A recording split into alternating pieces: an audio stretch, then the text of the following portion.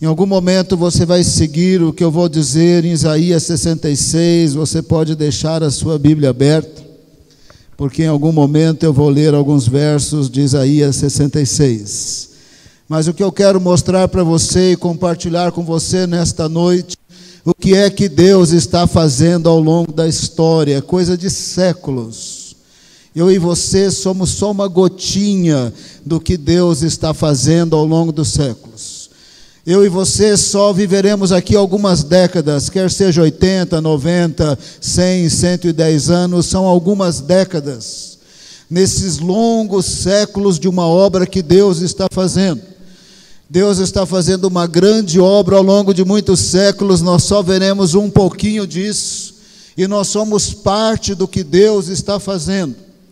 Teve um momento na história que através dos seus profetas Deus disse que ele se revelaria a todos os povos da terra e que pessoas de todas as culturas se tornariam uma oferta agradável a Deus. Ele disse que ele faria isso. Só que ele disse muitos séculos atrás, mas em Isaías 66, em relação à nossa data, são 27 séculos, mas ele havia dito isso de outras formas, nos séculos anteriores também. Mas quando Deus disse isso, o conhecimento de Deus na terra era muito pouco. E ele disse que ele seria conhecido de pessoas de todas as nações, e ele transformaria pessoas de todas as culturas, de todas as línguas, numa oferta aceitável a ele. Sabemos agora, porque Deus continuou falando e Deus continuou operando, que essa oferta agradável é somente através do sangue de Cristo e pela obra santificadora do Espírito Santo. É isso que Deus está fazendo ao longo dos séculos. E não só ele transformaria pessoas de todas as nações em ofertas aceitáveis, algumas dessas pessoas Deus transformaria em levitas e sacerdotes, não levitas do tabernáculo de Moisés e não levitas e sacerdotes do templo de Salomão, levitas e sacerdotes por serem proclamadores do conhecimento de Deus e ao mesmo tempo que vivem de maneira genuína, segundo esse conhecimento de Deus. É isso que Deus está fazendo ao longo dos séculos, é só por isso que você está aqui hoje à noite. Deus é fiel a si mesmo, a sua palavra. Mesmo que você não saiba direito o que Ele está fazendo, você é parte do que Ele está fazendo. Ele disse que Ele transformaria a pessoa de todas as nações em ofertas aceitáveis. Sabemos que é pelo sangue de Cristo e pela obra renovadora do Espírito Santo.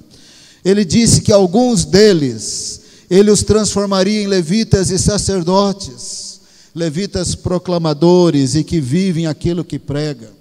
É isso que Deus disse que faria. E Deus disse que faria num período entre um juízo sobre Israel, é um juízo, me parece, cíclico, e um período que Israel seria restaurado, me parece que é uma restauração cíclica também, não é coisa só de um dia, é coisa de um tempão para esse juízo, é uma coisa de um tempão também para essa restauração cíclica.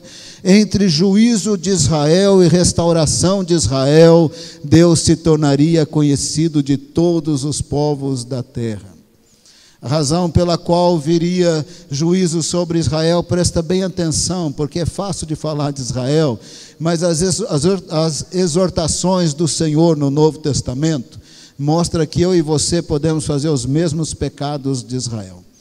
O problema de Israel foi esse, porque Deus havia colocado o tabernáculo e o templo no meio deles, porque no templo e no tabernáculo tinha o Santo dos Santos, e Deus é coisa séria, você não pode se aproximar dele de qualquer jeito, senão você cai morto. Havia no Santo dos Santos um pouco mais da presença de Deus e da glória de Deus, e eles estavam separados de Deus, a menos que se arrependessem dos seus pecados e houvesse uma morte substitutiva de um animal inocente e o sacerdote clamasse por eles. E aí então eles tinham agora um relacionamento com Deus. Mas eles pensaram assim: se Deus está ali no Santo dos Santos, Ele mora na minha cidade, Ele mora na minha terra, Ele mora comigo, eu estou protegido. Eu estou protegido, eu não preciso ser sincero com Ele, eu não preciso ser genuíno. Ele mora aqui, Ele está aqui comigo, Ele está no meu bairro, Ele está na minha nação.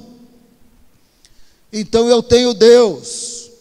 E aí eles se deram por satisfeitos em andar com Deus através de uma religião morta, sem presença de Deus, sem comunhão com Deus, sem voz de Deus, sem buscar a Deus, religião morta, através de sacrifícios rituais corretos, mas mortos sem Deus. Aí Deus mandou um recado para eles. Vocês acham que eu estou precisando de casa para morar? Isaías 66. Vocês acham que eu moro aí nessa casa? Isaías 66, verso 1. Assim diz o Senhor: o céu é o meu trono e a terra o estrado dos meus pés. Que espécie de casa vocês me edificarão? Referindo-se ao templo, o Senhor fez essa pergunta: é este o meu lugar de descanso? Será que eu moro aí? Não foram as minhas mãos que fizeram todas essas coisas, por isso vieram a existir? Perguntou o Senhor. Aí Deus falou aonde Ele mora. Ele disse: a este eu estimo, ao humilde e contrito de espírito, que treme diante da minha palavra. Eu moro com Ele. Eu não estou preso no Santo dos Santos. O Santo dos Santos não pode me conter. O céu é o meu trono, a terra é a estrada dos meus pés. Eu não estou preso ali naquela salinha, ainda que se você entrasse ali, você cairia morto. Deus disse: eu não estou preso ali, eu não moro ali, eu não moro na sua cidade, eu não moro no seu bairro, eu moro com aquele que tem espírito abatido e coração quebrantado. Eu moro com quem anda comigo de maneira genuína, e não através de religião morta. O próximo verso é exatamente isso, falando dos sacrifícios deles. Mas aquele que sacrifica um boi é como quem mata um homem, abominável diante de Deus. A menos que a morte fosse numa guerra inevitável, não podia matar ninguém. Aquele que sacrifica um cordeiro é como alguém que quebra o pescoço de um cachorro, também animal símbolo de imundície naqueles dias. Aquele que faz oferta de cereal é como quem apresenta sangue de porco, abominável diante de Deus como símbolo. Aquele que queima incenso memorial é como alguém que adora um ídolo.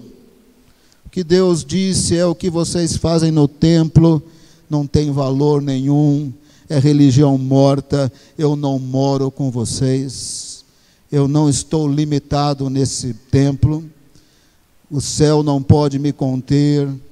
Eu moro com a pessoa de espírito abatido e coração contrito.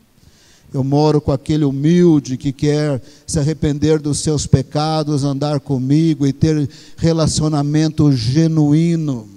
Não é prática religiosa morta, é relacionamento genuíno. Por causa disso viria juízo sobre Israel, que Deus já havia falado mais de uma vez, através de Isaías, o verso 4. Por isso também escolherei um duro tratamento para eles. Trarei sobre eles o que eles temem, pois eu chamei e ninguém respondeu, falei e ninguém deu ouvidos, fizeram mal diante de mim e escolheram o que não me agrada. Então viria juízo sobre Israel. Se você olhar para os séculos, juízo parece que cíclico, porque houveram mais de um exílio, exílio das 10 tribos, exílio de Judá, depois Jerusalém cai na mão dos romanos, os judeus são espalhados. Quando a igreja é perseguida em Atos 8, os judeus são espalhados. Houveram muitas situações difíceis e complicadas, mesmo nos dias do rei Acás. Num certo sentido, esse juízo sobre Israel, podemos dizer que ele é cíclico, ele dura alguns séculos, até que a carcada final foi no ano 69, quando os romanos destruíram completamente Jerusalém e mataram 1 milhão de judeus, e eles espalharam pela face da terra. Parece que nos dias de hoje estamos vendo um cíclico de restauração de Israel, porque o Senhor também disse que restauraria. Verso 8: quem jamais ouviu uma coisa dessas? Quem já viu tais coisas? Pode uma nação nascer num só dia? Ou pode-se dar à luz a um povo num instante? O Senhor estava dizendo que Israel, no estalar de dedos de Deus, voltaria a existir num instante. Aconteceu quando voltaram do exílio da Babilônia, quando Ciro, num decreto, fez com que voltasse a existir num instante. Em 1948, quando a ONU aprovou, Israel se tornou, passou a ter território e Estado num instante.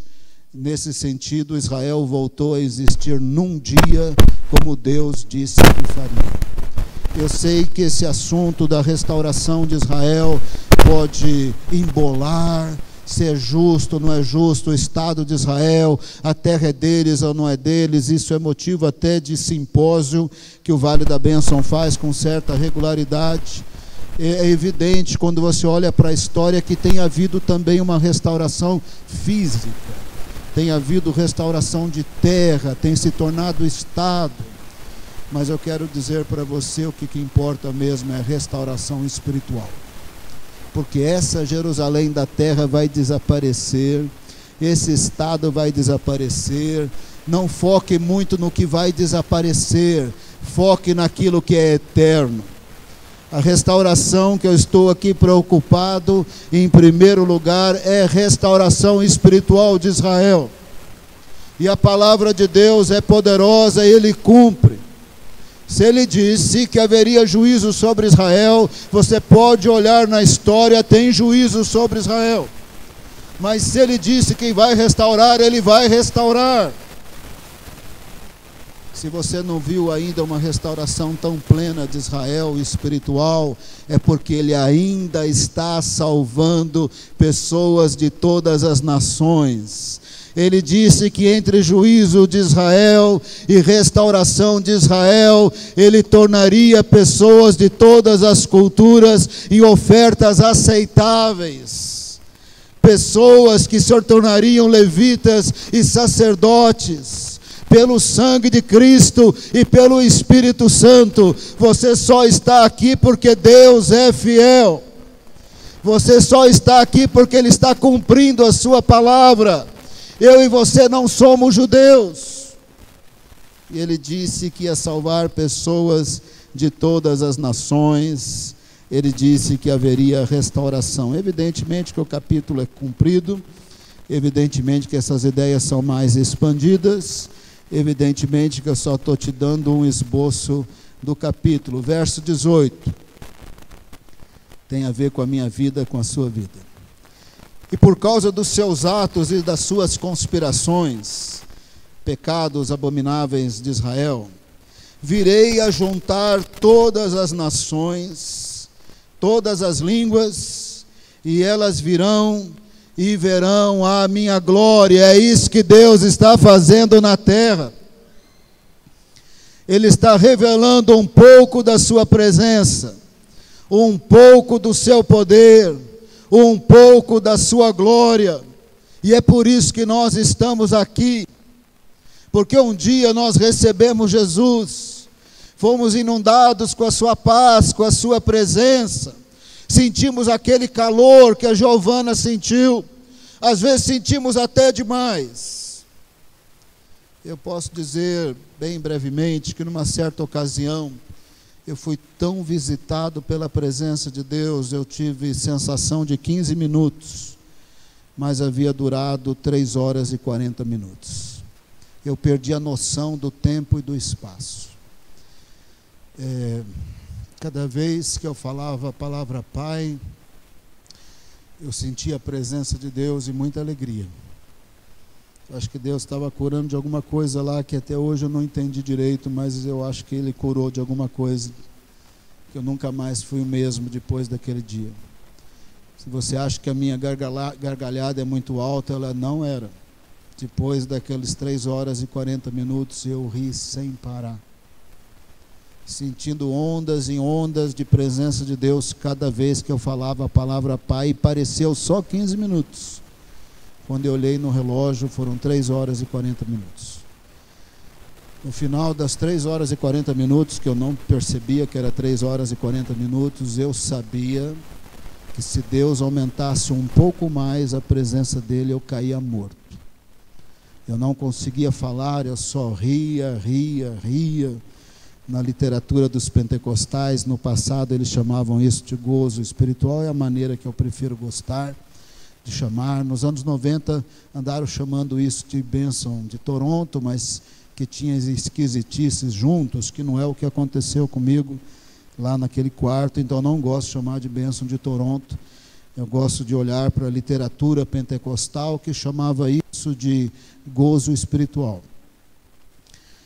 E aí eu conversei um pouco com Deus, porque eu tinha que pedir para Ele parar, era em pensamento. Eu tive um diálogo com Ele, eu não quero falar por causa do tempo, mas num determinado momento eu falei: o Senhor sabe que eu nunca vou conseguir explicar isso direito, o Senhor sabe que só na plenitude do reino de Deus eu vou sentir isso de novo, e o Senhor sabe que se o Senhor não parar eu vou morrer agora, eu preciso que o Senhor pare. Isso em pensamento parou. Então eu posso dizer para você que eu possivelmente senti a presença de Deus no nível máximo que um corpo humano pode suportar, porque mais um pouco eu cairia morto.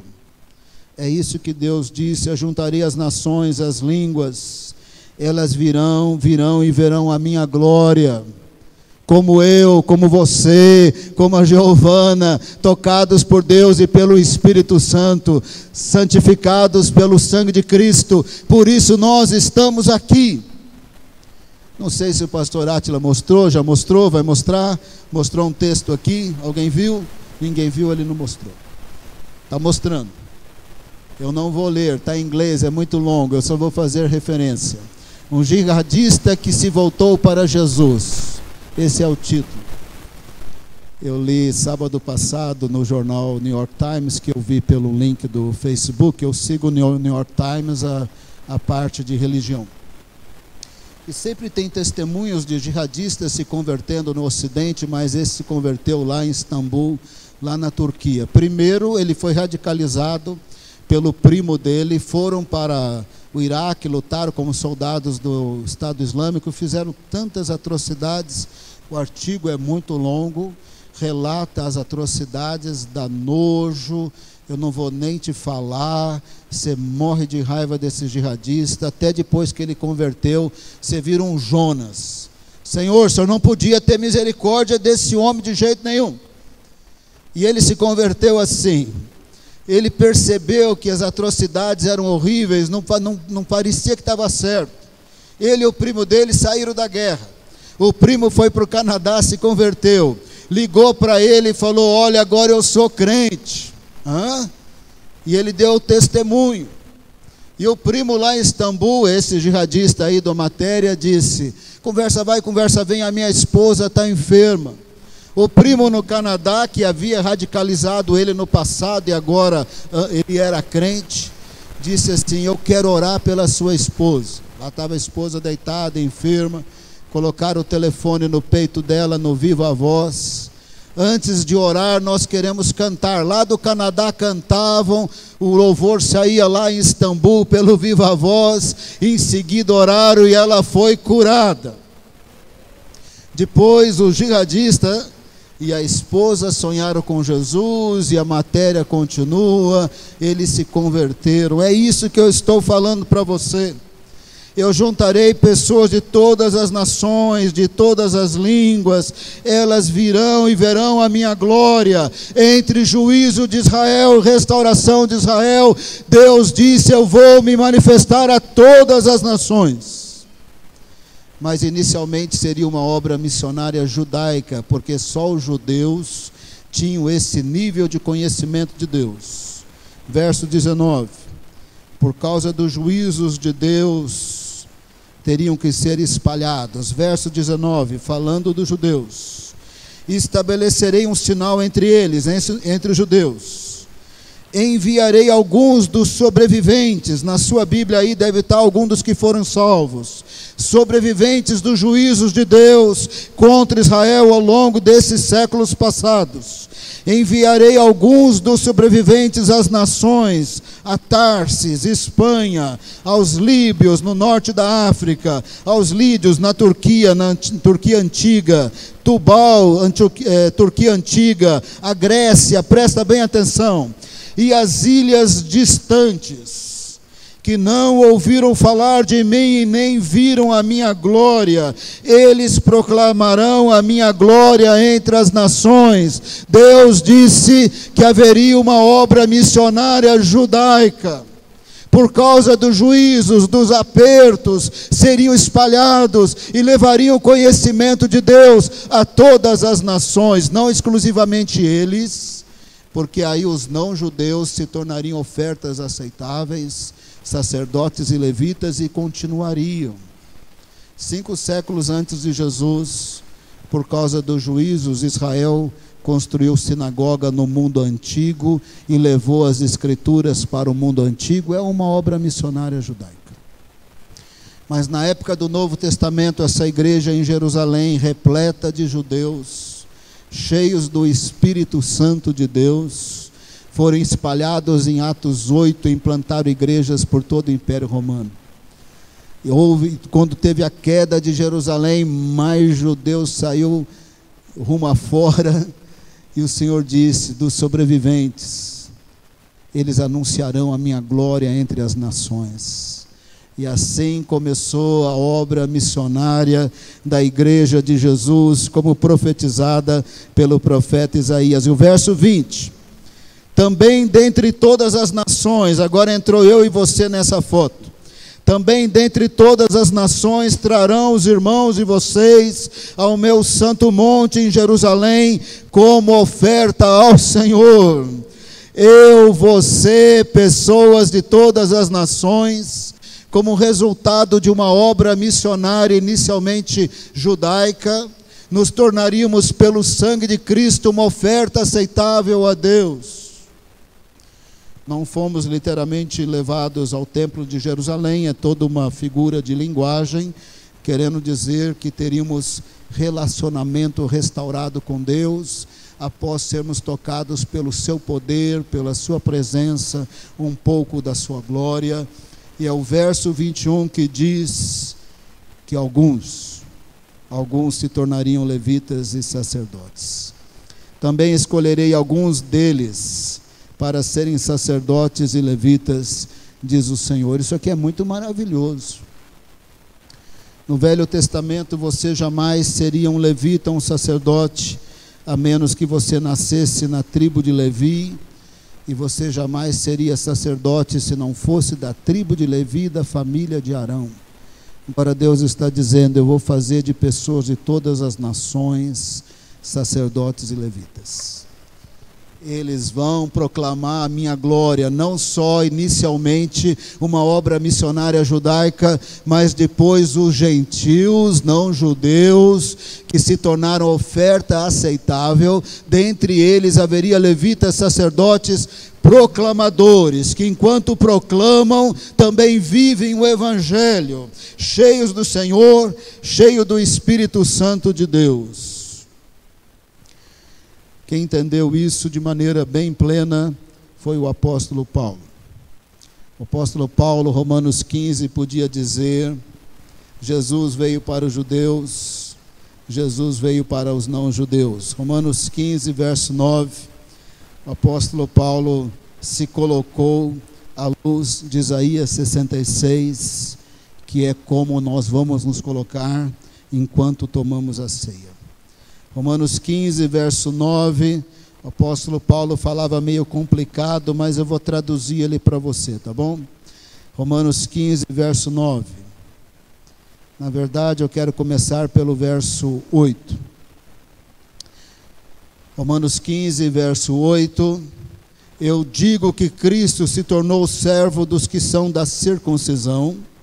Uma maneira complicada de dizer que Jesus veio para os judeus, por amor à verdade de Deus, para confirmar as promessas feitas aos patriarcas. Que Paulo disse aqui, agora eu vou traduzir o apóstolo Paulo. Paulo disse simplesmente isso: Deus é verdadeiro, fiel, cumpriu as promessas aos patriarcas e enviou Jesus para os judeus. Ele se tornou servo da circuncisão, porque Deus é fiel e cumpriu. Falou que ia enviar o Messias de Israel para Israel e enviou. Falou que ia salvar pessoas de todas as nações, o chamou para salvar pessoas de todas as nações, o enviou para salvar pessoas de todas as nações. É o próximo verso. A fim de que os gentios, eu e você, salvos por Cristo Jesus, glorifiquem a Deus. Só podemos glorificar a Deus se nós o conhecermos. Se fôssemos idólatras, nós não cantaríamos, nós não louvaríamos, porque não somos idólatras, nós louvamos a Deus, nós glorificamos a Deus, porque obtivemos conhecimento de Deus através de Jesus.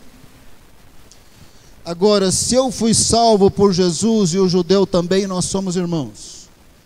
Nós não deveríamos ter preconceito um contra os outros, mas tem. Por isso Paulo, citando o Salmo 18, verso 49, ele disse para os judeus, aí no verso 9: por isso eu te louvarei entre os gentios, cantarei louvores ao teu nome. Paulo está escrevendo para os judeus: vocês não podem ter preconceito contra os não-judeus. Jesus veio para eles também, o Salvador é para eles também. Citando o Salmo 18, verso 49, cantem louvores entre os não-judeus, porque eles se tornaram ofertas agradáveis a Deus pelo sangue de Cristo. Mas nós também não podemos ter preconceito contra os judeus, é o verso 10. Citando Deuteronômio 32, 43, Paulo escreveu: cantem de alegria, ó gentios, com o povo dele. Não sei qual foi a sua herança de preconceito contra os judeus, tem que quebrar nessa noite. Porque a Bíblia diz para nós que não somos judeus: cantem de alegria, ó gentios, com o povo dele. Porque o mesmo Senhor Jesus veio para os judeus e os não-judeus, porque Deus é fiel, verdadeiro e cumpriu as suas promessas feitas aos patriarcas. Paulo está dizendo: Jesus veio para que houvesse salvação e houvesse manifestação da presença, do poder de Deus entre pessoas de todas as nações. Verso 11: louve o Senhor todos vocês não-judeus, cantem louvores a Ele todos os povos. Citando o Salmo de 117, verso 1. Aí Paulo cita Isaías 11:10. Paulo conhecia a Bíblia, irmão. Brotará a raiz de Jessé, aquele que se levanta para reinar sobre os gentios. Paulo está dizendo: Jesus veio para os judeus e para todas as nações, porque Deus cumprirá a sua palavra. Aqueles que jamais ouviram falar de mim, nem viram a minha glória, eles anunciarão a minha glória entre as nações. É só por isso que você está aqui. Aí Paulo no verso 15 termina assim, mencionando a graça de Deus, por causa da graça de Deus. Verso 16, presta bem atenção. Paulo não era levita, ele não era da família de Arão, mas ele era um sacerdote que vivia o Evangelho e proclamava o Evangelho como chamado por Jesus. Pela graça de Deus, eu sou ministro de Cristo Jesus para os não-judeus. Vou citar mais ou menos como está na atualizada, para não confundir a cabeça da maioria. Já já eu cito segundo está na NVI. Pela graça de Deus, eu sou ministro de Cristo para os não-judeus, para proclamar o Evangelho de Deus. Ele estava dizendo, ou se referindo ao fato que ele é sacerdote, proclamador e que vive o Evangelho. Pela graça de Cristo, eu proclamo o Evangelho para os não-judeus, para que os gentios, os não-judeus, se tornem uma oferta aceitável a Deus, santificados pelo Espírito Santo. Aqui você está vendo o cumprimento de Isaías 66, numa de suas melhores versões. Deus pegou um judeu da tribo de Benjamim e levou conhecimento de Deus por muitos lugares do Império Romano. Mas esse é o mais famoso, o mais poderosão. Judeus menos famosos implantaram a igreja no Ponto, na Bitínia, na Capadócia, na Etiópia, na Líbia, em Tubal, em Tarsis e nas ilhas mais remotas, nos confundel do Judas do Império Romano. O Evangelho chegou no começo do quarto século na Grã-Bretanha, porque judeus cheios do Espírito Santo saíram de Jerusalém, e gentios iam se tornando ofertas aceitáveis pelo sangue de Cristo e pelo Espírito Santo. E alguns deles se tornavam levitas e sacerdotes, também proclamadores, e que tinham compromisso com Deus, de religião viva e não de relacionamento morto. E a obra missionária que começou judaica, depois se tornou não judaica na sua maioria, porque os não judeus se tornaram oferta aceitável a Deus, levitas e sacerdotes, que também no poder do Espírito Santo levaram o Evangelho a todos os povos. Aqui no Brasil chegou para valer mesmo em 1855, demorou. Mas Deus disse que seria em todos os povos, seria em todas as nações. Como que eu gostaria que Paulo tivesse continuado escrevendo assim? Não só eles viraram ofertas, mas eles viraram levitas e sacerdotes. Dá uma olhada para os filipenses, olha para os gálatas, para os macedônios, para os tessalonicenses, olha para os efésios, para toda a região ao redor dos efésios, olha para os colossenses. Olha lá se não tem levita e sacerdote que vive o Evangelho cheio do Espírito Santo e que proclama o Evangelho. Apesar que ele não escreveu, a vida dele ilustra que ele, como ministro de Cristo, agora citando conforme está na NVI, eu sou ministro de Cristo para os não-judeus, com dever sacerdotal de proclamar o Evangelho de Deus, para que os gentios se tornem uma oferta aceitável a Deus, santificados pelo Espírito Santo. Mas ele continua assim, verso 18. Não me atrevo a falar de nada, exceto daquilo que Cristo realizou por meu intermédio, porque isso é pela graça de Deus, não é Ele pelo poder dEle, é Deus através dEle pelo poder do Espírito Santo. Não me atrevo a falar de nada, exceto daquilo que Cristo realizou por meu intermédio em palavra e em ação, a fim de levar os não-judeus, os gentios, a obedecerem a Deus. E eu fiz isso pelo poder do Espírito Santo, com sinais e maravilhas, de Jerusalém até Albânia, isso que significa Ilírico, depois, na verdade, até Roma, e se tivesse deixado, ele ia para a Espanha, Portugal, e parava aqui no Brasil. É que Deus disse que ele ia morrer em Roma, e lá ele morreu em Roma. Depois Isaías vai terminar de maneira maravilhosa. Quando esse ciclo terminar, então a época do novo céu, da nova terra, da plenitude do reino de Deus, do juízo final, isso aí fica para outro dia. Eu não dei essa volta em Isaías 66 à toa, eu fiz de propósito. A promessa de Deus e como Deus a cumpre na história tem a ver com esses elementos que estão aqui. Se não fosse por Jesus que veio para os judeus e não os judeus, eu e você nunca seríamos uma oferta aceitável. Se não fosse pelo sangue de Cristo e não fosse pelo Espírito Santo, nós jamais seríamos oferta aceitável. E se não for pelo Espírito Santo, eu e você jamais seremos levitas e sacerdotes. Jesus disse para os judeus salvos primeiro do que nós, não é? Fiquem em Jerusalém até que do alto sejais revestidos do poder. E recebereis poder ao descer sobre vós o Espírito Santo. Então jamais eu e você seríamos uma oferta aceitável, cumprimento da promessa de Deus em Isaías 66, que Deus vem fazendo ao longo dos séculos, está fazendo aqui nos nossos dias, mas Ele deve continuar por mais um tempinho aí, porque a restauração espiritual de Israel me parece que só começou. Haverá avivamento entre os judeus, muitas curas, muitos milagres, haverá grande obra de Deus entre os judeus. Mas quando os judeus tiverem um avivamento, você aperta o cinto, o piloto vai sumir a qualquer momento, porque aí Deus estará cumprindo esse ciclo, como Ele havia dito. Eu gostaria que a gente tomasse a ceia de maneira um pouco diferente.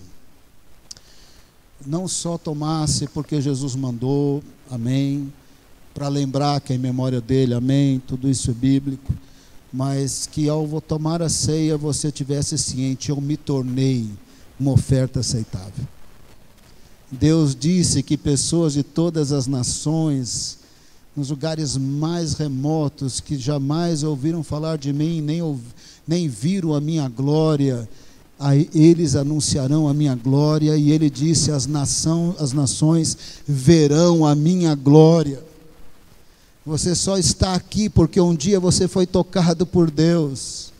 Um dia você sentiu a sua paz. Um dia você sentiu que se tornou filho de Deus pela obra redentora de Jesus. Você está aqui porque você é oferta aceitável.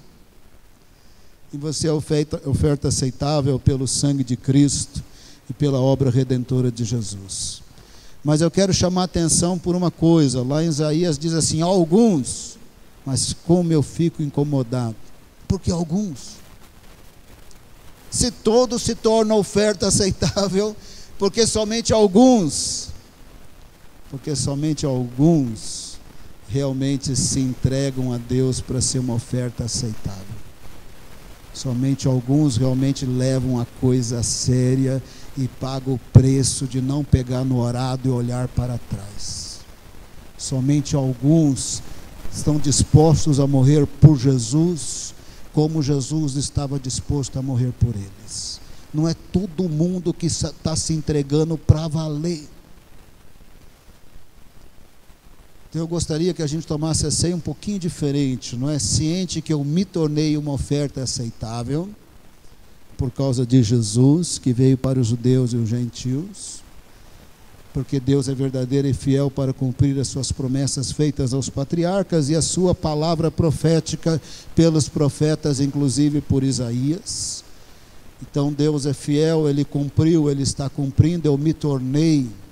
Eu queria que a gente tomasse a ceia assim, eu sei que eu sou uma oferta aceitável, eu sou filho de Deus, mas agora eu sei também que eu posso ser um levita e sacerdote. E talvez pedindo para Deus, enquanto você toma a ceia, para você ser um levita e sacerdote. Eu vou conduzir a ceia assim, tá bom? Vou explicar, os diáconos virão, os diáconos podem vir, por favor. O louvor também vem.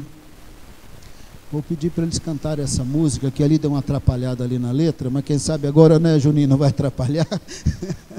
Eles vão cantando essa música, enquanto os diáconos vão servindo os elementos. Antes deles servirem, eu vou orar.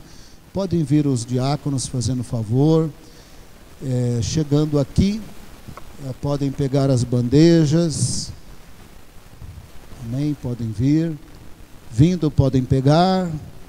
Aí espera um pouquinho, eu vou orar. Mas podem vir pegar as bandejas. Eu vou orar. Depois que eu orar, vocês cantam. Vocês vão cantar enquanto eles servem. Em algum momento eu estou explicando como é que vai ser a ceia, tá bom? Então eles vão vir. Pode vir, Tânia. Pode vir todo mundo. Pode vir e vai pegando, tá bom? Pode pegar aqui as bandejas, irmãos, tá bom? Pode vir. Amém? Só que podem pegar, aí eu vou orar, né, pela ceia, você também no seu banco. Não saem para servir até eles começarem a cantar, que vai ser depois da oração. E aí nós tomaremos a ceia, lembrando o que significa esse pão, o que significa esse suco de uva, mas orando e pedindo para ser uma oferta aceitável, que se tornou um levita e um sacerdote. Esperar mais um pouquinho, tem mais diácono vindo. Isso. Agora nós vamos orar, tá bom? Só depois que orar que os diáconos vão servir, tá bem? Baixe a sua cabeça onde você está. Você não está aqui por acaso. Você está aqui por causa que Deus é verdadeiro e fiel e cumpriu essas promessas aos patriarcas. Você só está aqui porque Deus cumpre a sua palavra segundo os profetas, segundo cumprido nos dias de Jesus e continua cumprindo. Você só está aqui por causa do ensino dos profetas e dos apóstolos de Cristo. Você está aqui porque Deus vem revelando um pouco da sua presença, um pouco da sua glória nas nações, e Ele te tocou, e pelo sangue de Cristo você se tornou uma oferta aceitável. Talvez você vai se sentir bem inseguro. Eu não consigo trabalhar bem para Deus, eu não consigo fazer nada para Deus. Não tem problema se sentir inseguro, porque não depende de você se sentir seguro. Depende de Deus, do seu poder e da sua misericórdia. Nessa noite eu gostaria que você tomasse a ceia dizendo: pelo sangue de Cristo eu sou oferta aceitável, mas pela graça de Deus eu vou ser levita e sacerdote para a glória de Deus. Ele vai me usar no meu trabalho, Ele vai me usar naquilo que Ele me chamar e me capacitar, Ele vai me usar. E não depende de você se sentir capacitado, depende de você entregar e confiar que Ele é poderoso para transformar você num levita e num sacerdote, como Ele transformou o apóstolo Paulo, que perseguia a igreja, num apóstolo de Cristo. Aí onde você está, faça sua oração enquanto eu oro. Pai amado, perdoa os nossos pecados. Jesus morreu naquela cruz para que eu e os meus irmãos fôssemos uma oferta aceitável. Perdoa os nossos pecados. Perdoa minha falta de amor, minha falta de gentileza. Perdoa quando eu explodo de nervoso, quando eu não sou amoroso. O Senhor sabe os meus pecados. Mas eu me torno oferta aceitável, não é por mim mesmo, não é pelo meu mérito, nem pela minha maturidade, é pelo meu arrependimento e fé. Nesta noite eu peço perdão dos meus pecados, e lava-me no sangue de Cristo, e perdoa os meus irmãos. Nós somos em Jesus oferta aceitável para a Tua glória. E nós queremos nos tornar levitas e sacerdotes pela Tua graça. Nós queremos ser cumprimento de Isaías 66 para a glória do Senhor. Nós queremos ser anunciadores da Tua glória. Nós queremos ver a glória do Senhor manifesta nas nações. Receba nossas orações, nosso arrependimento e a nossa entrega em nome de Jesus. Os diáconos podem servir os elementos, podem servir. Espera, nós tomaremos a ceia juntos. Tudo que há em mim, por amor a Ti, meu Rei. Meus sonhos rendo a Ti, meus direitos dou, orgulho vou trocar pela vida do Senhor. E eu entrego tudo a ti, tudo a ti.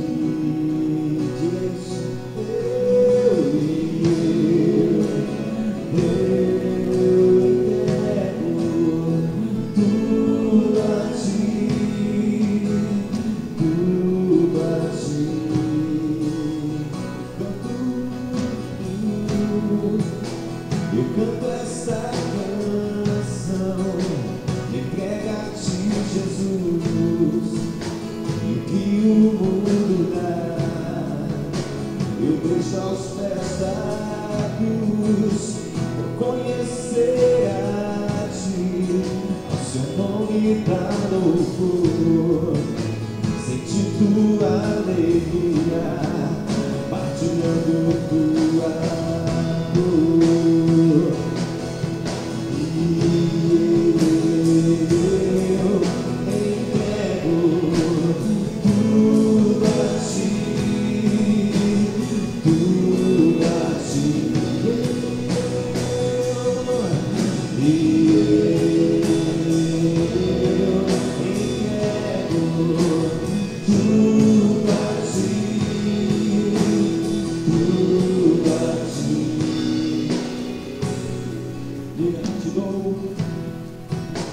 Te dou meu coração e tudo que há em mim, entrego o meu viver, por amor a ti, meu rei, meus sonhos rendo a ti, e os meus direitos dou, orgulho vou trocar pela vida do Senhor.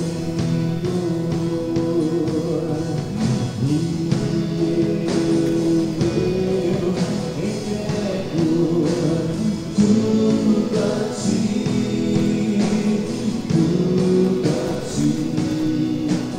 entrego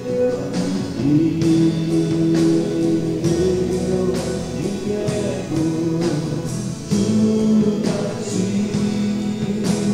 tudo a ti.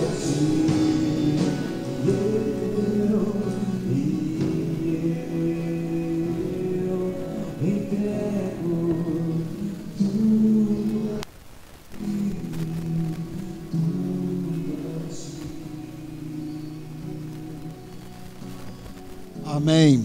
Eu quero pedir que vocês fiquem em pé. Esse pequeno pedaço de pão simboliza que não é pelo meu mérito, simboliza que não é porque eu sou perfeito, simboliza que não é porque eu nunca pequei, eu nunca peco. A gente peca, irmãos. Simboliza que é pela graça de Deus e pelo amor do Senhor, que é pelo sangue de Cristo e pela obra do Espírito Santo, que eu sou oferta aceitável a Deus. Você é oferta aceitável a Deus. Talvez o inferno riu de você pela sua queda e o seu pecado. Deus não riu, porque Ele sabe que Jesus morreu por você. Ele sabe que Ele te santifica, é por Jesus e pelo Espírito Santo, não é pelo seu mérito. Esse pão significa: eu sou aceito por Deus, você é aceito por Deus, você é oferta aceitável, santificada. Ele te purifica com o sangue de Cristo. Não tenha medo de tomar a ceia, você não vai cair morto, você vai ser cheio do Espírito Santo quando você tomar essa ceia, porque você tomará a ceia dizendo: eu sou oferta aceitável para a glória de Deus, eu sou oferta aceitável para ser levita e sacerdote para a glória de Deus. Agora pode tomar esse pão, pode comer. Obrigado, Senhor Jesus. Simboliza o corpo de Cristo. Muito obrigado.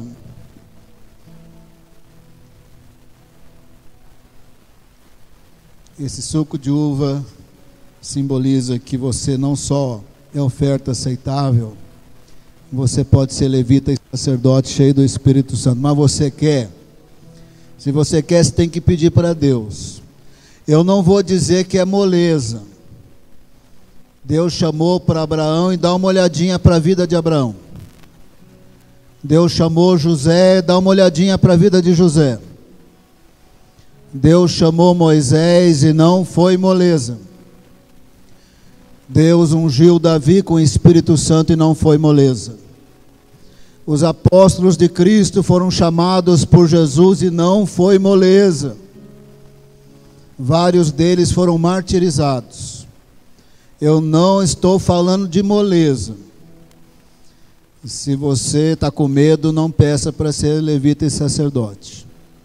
Mas se você quer viver a plenitude de Deus aqui na terra, se entrega para ser levita e sacerdote, no bom sentido da expressão, e seja lá o que Deus quiser. Se entrega e deixa Deus tomar conta. Ao tomar a ceia, simplesmente você pode tomar esse suco de uva dizendo: obrigado, eu sou oferta aceitável. Mas se você quiser ser levita e sacerdote, aí você toma dizendo: eu quero ser levita e sacerdote para a graça de Deus. Pode tomar em nome de Jesus, para a glória do Senhor. Tendo tomado, fala aleluia, glória a Deus.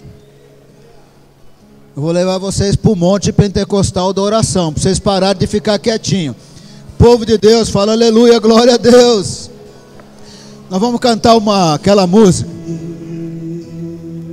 Canta a primeira, canta aquela outra, que as letrinhas deram uma embaralhada aí. Canta para o Senhor como uma oração. Quando a música terminar, lembre a graça de Jesus, o amor de Deus, as consolações do Espírito Santo, sejam com você. Cumprimenta os irmãos depois que acabar. E agora canta essa música como oração.